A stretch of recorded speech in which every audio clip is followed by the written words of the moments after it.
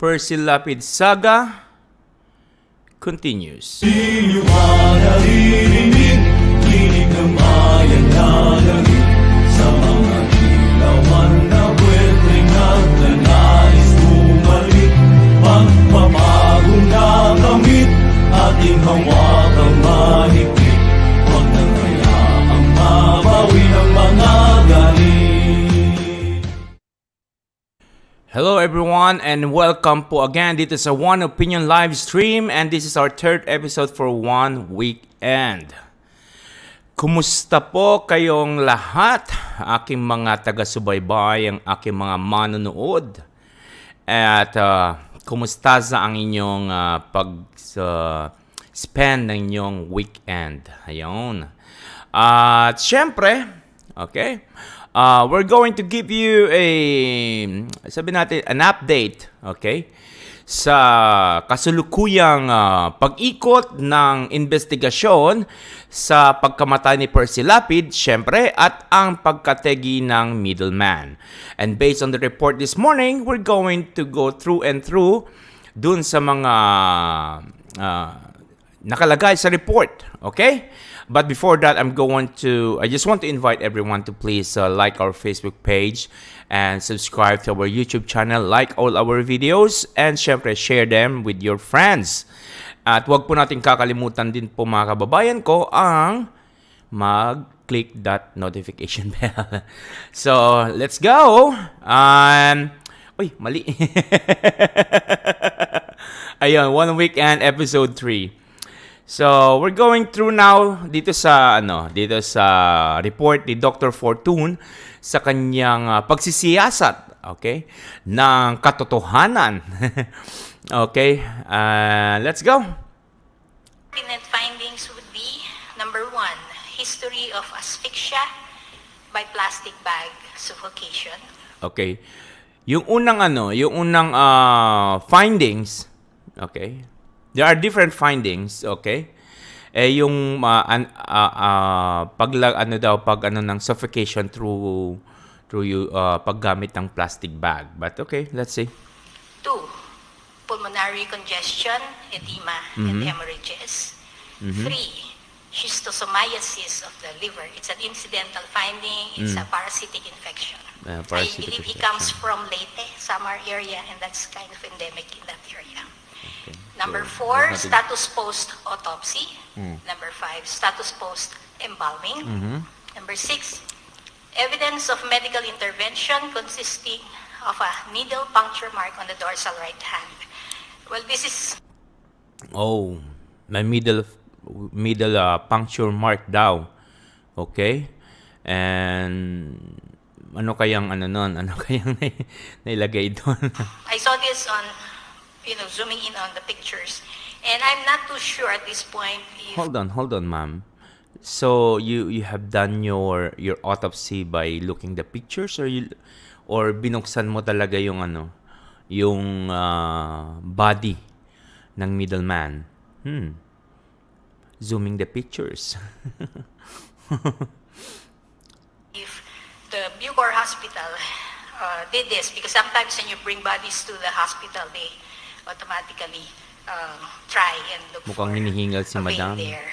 I don't have records of what they did, what they saw in that hospital, but this is not really that significant. All right, and then I have here an opinion, and it reads, this is the case of a 42-year-old male who was an inmate incarcerated at the New Bilibid prison when he was allegedly found unresponsive. Can you guys hear the video? Is it loud and clear, guys? And pronounced dead at the NBP hospital on October 18, 2022. The cause of death was certified as, in quotation marks, dead on arrival, undetermined, for autopsy.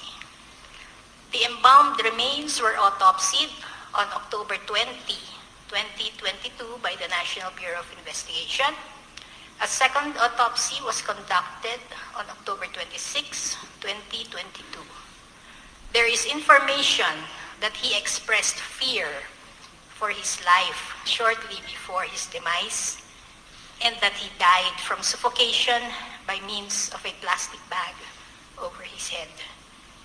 The autopsy findings showed no gross morphologic cause of death, and this is consistent with the reported asphyxia. Limitations were encountered in the examination due to the postmortem interval, the previous embalming, and autopsy. Preliminary urine toxicology showed methamphetamine. I have one question on this report. Hindi po niya kasi sinabi na kung ano yung unang findings ng yung unang findings ng autopsy. This is the report for the second findings of autopsy. Pero kailangan at least for the sake of public consumption, kailangan ikumpara po ninyo. Ikumpara nyo yung ipinalabas nyo dapat yung comparison ng first autopsy and second autopsy. Then we're going to eliminate yung mga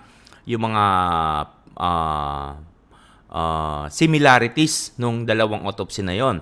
Kasi sabi po ninyo na in-autopsy siya ng NBI, and I believe that the NBI, is doing their job very well. At parang sinasabi po ninyo, madam, na hindi po nila nakita itong mga to, which is so impossible. Na hindi nila nakita na there's a possibility of suffocation. Based on available information regarding the circumstances surrounding death, the manner is homicide. Okay? So, when I was constantly discussing the case with Secretary Remulla, and at first I said I did not find anything, meaning he was not sick of something serious, no significant... Well, hold on.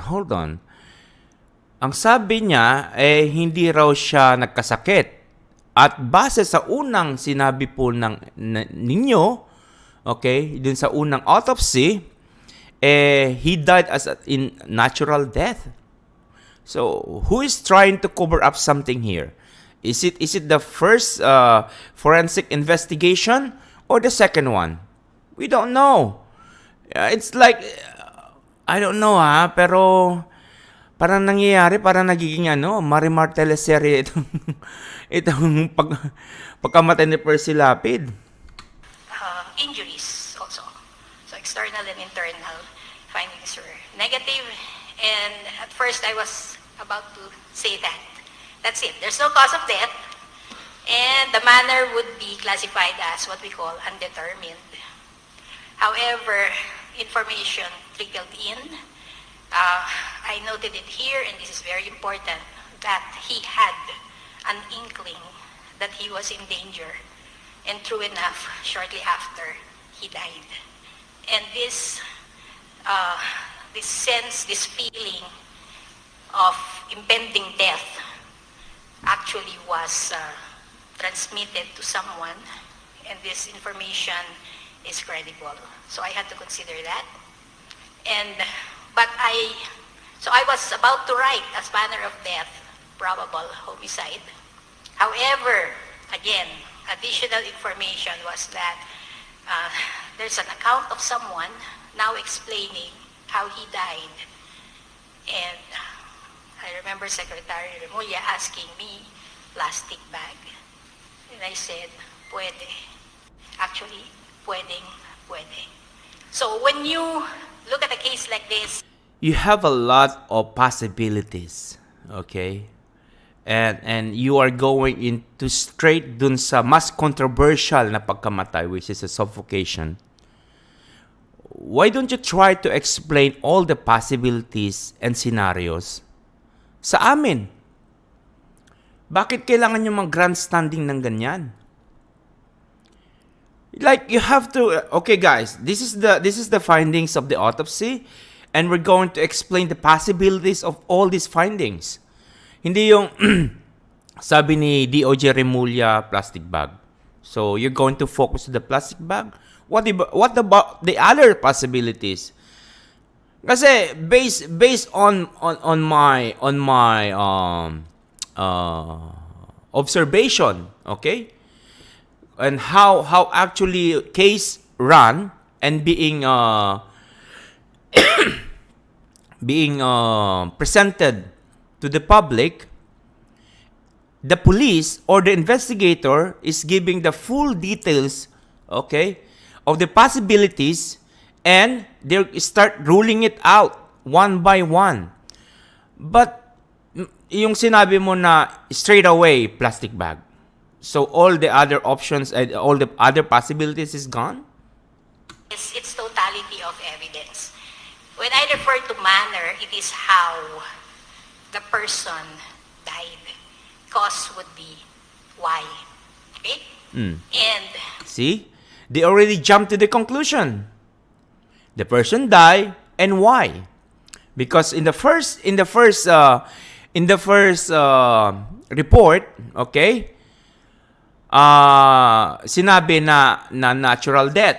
Ngayon, okay, since nagde-develop na sila ng nade-develop na nila yung kaso, and they found out that there's a possibility of suffocation, now they want to go through that kwento, or I mean the findings of the suffocation, and they're now they're jumping to the conclusion. Why?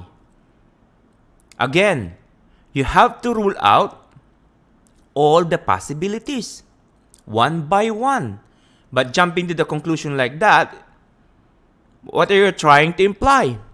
What are you trying to communicate to the public? Okay? Na meron talagang nagpapatay dun sa middleman? Let's see again. Continue. to say how, you have to look at everything, including the circumstances. And I really had to factor in the two things, that he knew he was about to die, and Okay. he did. And two, that someone actually offered an explanation of, cause. And taking everything into consideration, it is consistent. No morphologic findings. And yes, putting a plastic bag over one's head, it can be very effective. Oh. So that's it. Questions? Nategi siya. We're opening the floor to questions, and I will explain something later again after the questions are through. Okay, let's do the explanation, Eme. Time, I appreciate the fact that may nakita pa ako. And that's why sa akin kasi is really show me the body. And like for instance, yung ihi na nakuha, the bladder was intact, surprisingly. And it contained a lot of urine. Probably, sa amin, mga 40 ml. Dami nun hindi ko alam kung ano yung nakuha ng NBI because I was told that, kasi ang tanong ko, hindi niya ba nakita to? Kasama yan sa complete autopsy eh. Oh. So there is already a irregularity on the forensic investigation of NBI at yung pag-autopsy nila sa labi ng biktima. Ang sabi sa akin, they aspirated daw.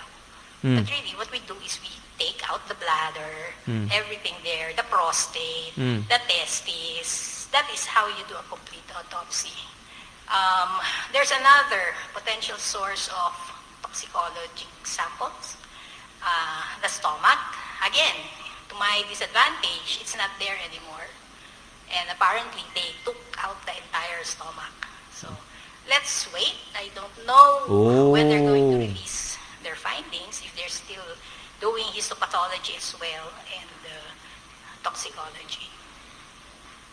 Anyway, the presence of methamphetamine is another factor that probably we should note. Yung rumors na meron talagang shabu sa loob ng bilibid, I think, is confirmed by the fact that the person who died had shabu or methamphetamine in his system. I think it's a very important finding that was not.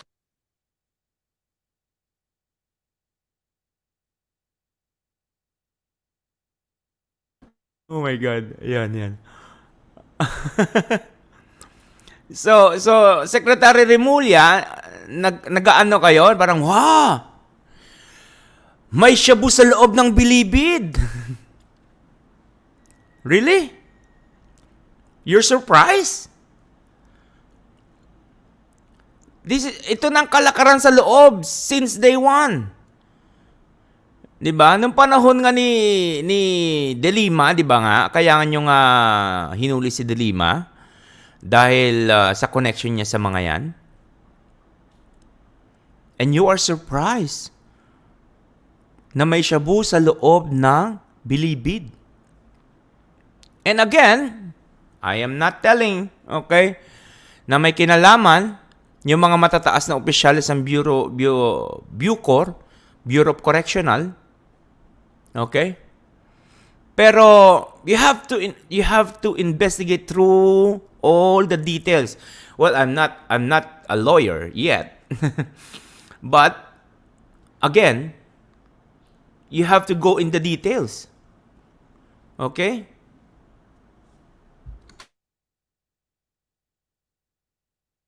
Not present in the first report. And this, actually, we are still planning to have a second laboratory examine the urine that is there. Kasi marami naman siya. I think that the exam for drugs or for reactions sa urine did not exhaust all the possible material that we can have examined by a second laboratory. In case Dr. Fortun wants to search for more clues in the urine, and we're willing to do that, and we will just look for the laboratory that can process. Okay, so nagpa-press conference kayo without completing the toxicology report. Tapos inunahan nyo na ng nagpa-press con na kayo. Dapat nagpa-press con kayo giving us all the details. Okay? You already jump into the conclusion wherein yung pag-suffocate sa kanya using a plastic bag. Did you find any... kasi normally, pag sinuffocate ka ng plastic bag, there's a possibility na may ma-inhale ka na plastic or any substance related to the plastic, and how you know that it has been suffocated by plastic bag. Not unless you're going to tell us, okay guys, we came to this conclusion that he has been suffocated through plastic bag because there are some residue of the plastic on his esophagus or anything inside his body, or kung sinakal ba siya, merong alam mo 'yon, merong ano ng kamay or unan, o di ba? Basta sinuffocate siya through unan or plastic bag. Then how you know it's plastic bag? We want to know the details, okay? The details of that conclusion. Process it.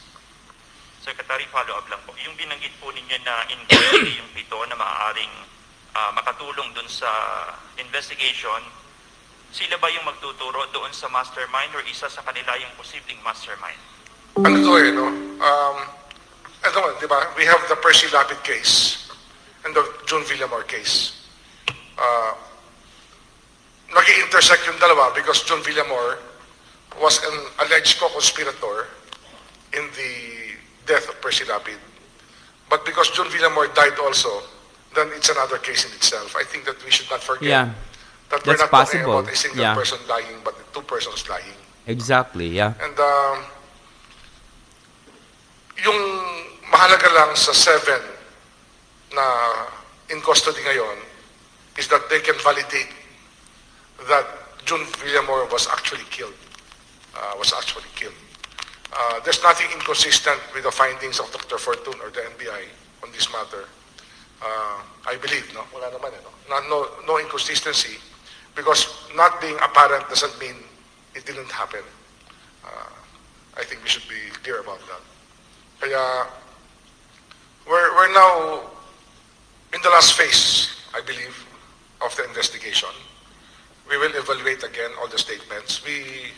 I want the NBI to speak to the gunman again, because they have not examined the gunman, the alleged gunman or the confessed gunman, and the other person in custody with in the PNP Custodial Center, and we intend to do this in the next few days so that we can complete the story that we have to stitch together to know what really happened. No?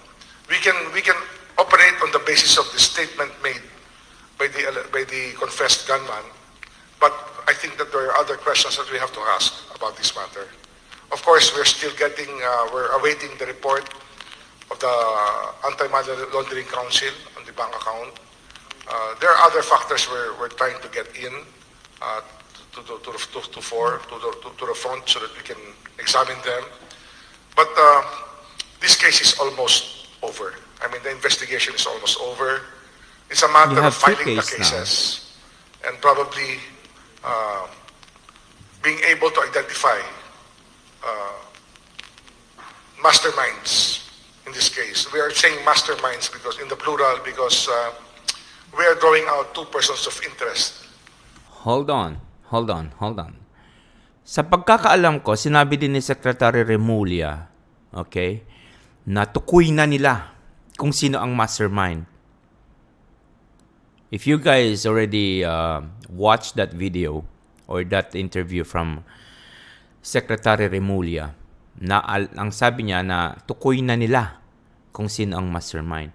And in this press con, it's telling another story. As masterminds, but we cannot say their names now because we have to determine everything, and we do not want to violate any rights of anybody. We're just here to make sure that we conduct everything in accordance with law. Okay, good. Any more questions? Sir, si Boy Gonzales po sa Discharge. Yung nasa custody bang bagos, sir, may official ba ng Bucor doon o PDL? At isa pa, nagkaroon po ba ng takipan ng NBI? Ayan. Yung autopsy? Yon. Yung autopsy ni Dr. Wala akong nakikita takipan. Really? The fact that the first report of the NBI autopsy is already like have a big question on it because they did not find all the findings that you guys found on the second autopsy. There's a problem on it. May problema. Meron bang takipan between NBI and the ME? Based on your press conference and based on your report, kayo na lang humusga, mga kababayan ko. Di ba? Marami lang yan bagay na dapat nating malaman kasi nga ang science kasi ng pathology kakaiba po yan sa ordinary medical legal examination. That's why I really thought about it before I contacted Dr. Fortun to have a second examination as requested by the family of Percy Lapid because so kapag hindi nag-request yung pamilya ni Percy Lapid ng second autopsy and they did not request specifically Raquel Fortun to do the forensic investigation, you mean the autopsy, the DOJ will not gonna do anything? They're just gonna accept the report of the first autopsy of NBI? Or is it in the protocol that you have to have a second autopsy because there's a big question doon sa pagkamatay nung taong yon? Talaga? So, ganun pala yon. Kapag hindi pala nag-request, kasi base na rin kay Secretary Remulla to, I'm not going against Remulla here. Pero yung sabihin natin na nag-request ang pamilya ni Percy Lapid ng second autopsy, okay, through Raquel Fortun, okay, to prove or to have a comparison dun sa first autopsy, the government or the DOJ will not gonna do it. So, salamat pala at nag-request itong pamilya ni Percy Lapid ng second autopsy. Kasi kung hindi, maniniwala tayo sa unang autopsy na sinasabing namatay siya ng natural death. there are things that are qualifications that are attached to every job. and sometimes the experience is necessary for us to determine the trajectory of any investigation. There are advantages also to the fact that Dr. Fortun was already guided by myself in discussing the case because we're already conducting a pathological exam based on knowledge of what had transpired already. When the NBA came earlier, they came in much earlier, they came in blind, not knowing anything yet. But I don't think there's any inconsistency with their findings, except that she just found a little more. And that is, of course, the methamphetamine in the system and other things that probably, if compared, merong pagkakaiba. So this is, helps us explain a lot of things and also reveals something about the way that the Bilibid runs when the person there had drugs in the system, had methamphetamine in the system. I think that's very revealing. That's why the investigation is to push forward and further, and it will not stop here.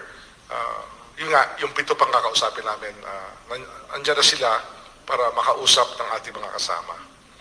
2 na lang kailangan namin makausap muli, yung 2 nasa PNP Custodial Center na persons of interest who are part of the narrative that we have been putting together based on the testimonies of the different persons that have been interviewed and questioned by the NBI and the police. Hi, Sir Mela. So, okay. Mga kababayan ko, sabi nga ni Secretary Remulla, nandun na sila sa huling stage ng investigation. And according to Secretary Remulla, they are now investigating 2 cases. First is yung pagpatay kay Percy Lapid. Second is yung pagpatay sa Middleman. No one confirms yet, okay, of anything about the mastermind. Pero according to Secretary Remulla, tukoy na nila ang mastermind based dun sa mga naunang interview sa kanya. So, mga kababayan ko, let's put the thinking cap. Okay? Let's put the thinking cap and observe further, okay, yung galawan ng DOJ, galawan ng NBI, galawan ng mga police, and how they are actually solving this case. Who are the personalities involved in this case? Okay? Ano yung mga external factor na nag-intervene in this case? And based on this report of the second autopsy, it's clear daw based on their conclusion that the guy died on the suffocation ng plastic bag. Okay, they jump into that one already, wherein there's a lot of possibilities yet to come. And based on the report also, there's a lot of possibilities stating that this might be the cause, this might be the cause, this might be the cause. But they went to the more controversial one, which is the suffocation of plastic bag. And we want to know kung paano nyo nalaman na plastic bag ang ginamit na pang-suffocate sa kanya. That's a question. And that's a question I'm going to leave in this live stream before I go. Paano nalaman ng isang forensic investigation or ng autopsy, ng pag-autopsy sa bangkay na plastic bag ang ginamit? Hindi unan, hindi siya sinakal, hindi siya linunod, hindi tinakpan ang bibig niya at ang kanyang ilong and bibig, but plastic bag. Okay?